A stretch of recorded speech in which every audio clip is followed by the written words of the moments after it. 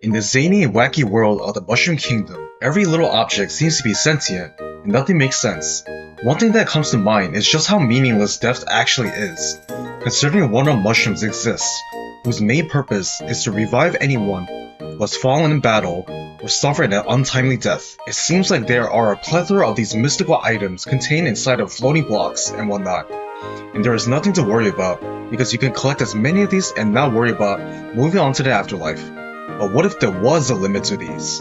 How would that affect life in the world of Mario? In this video, I will discuss ideas on what will happen to everyone involved. During a seemingly quiet Tuesday afternoon in the Mushroom Kingdom, Mario and Luigi are on their daily patrol around Peach's castle to keep an eye out for any intruders. They decided to take a short break, and as Mario was sitting down, he noticed in the corner of his eye a strange hole that seemed like it was dug recently.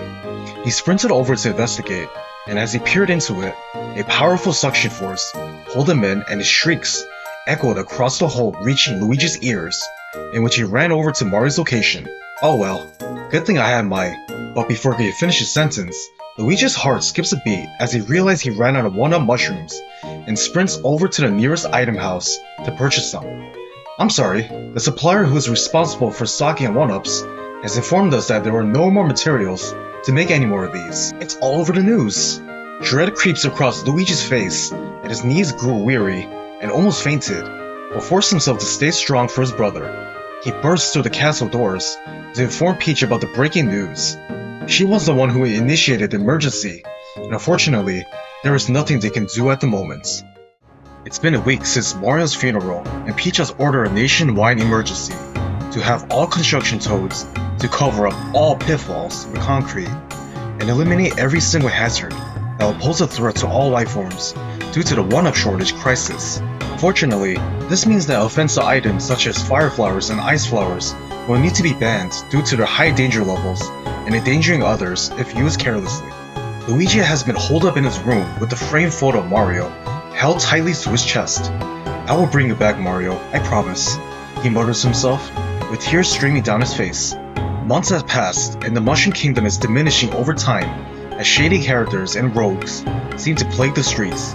All toad houses have been abandoned, and they have immigrated to the Bean Bean Kingdom to start new lives, and a handful of loyal toads have stayed behind to aid Peach in this time of crisis, Luigi included. In the midst of all this, Mario does not seem fazed about the lack of one-ups and how that affects everyone considering he's basically immortal, but sees this as a golden opportunity to hoard all the banned items and sell them in the black market for a staggering price to dangerous characters who have been banished from Bowser's army for being too dangerous. The Mushroom Kingdom has been corrupted with evil due to renegades rampaging on the streets and organizing a rebellion group against Peach.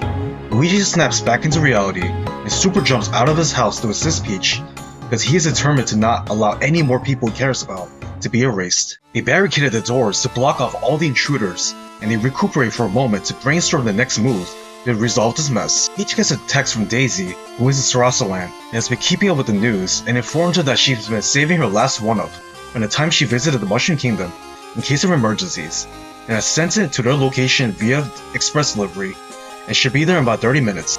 Luigi and Peach sigh a breath of relief, but it was short-lived as the barricaded door has finally given out, and the intruders swarmed in the room, demanding to give them all the coins and items on hand. Luigi cowers in fear, but Peach is standing her ground and is ready to do everything in her power to defend her kingdom.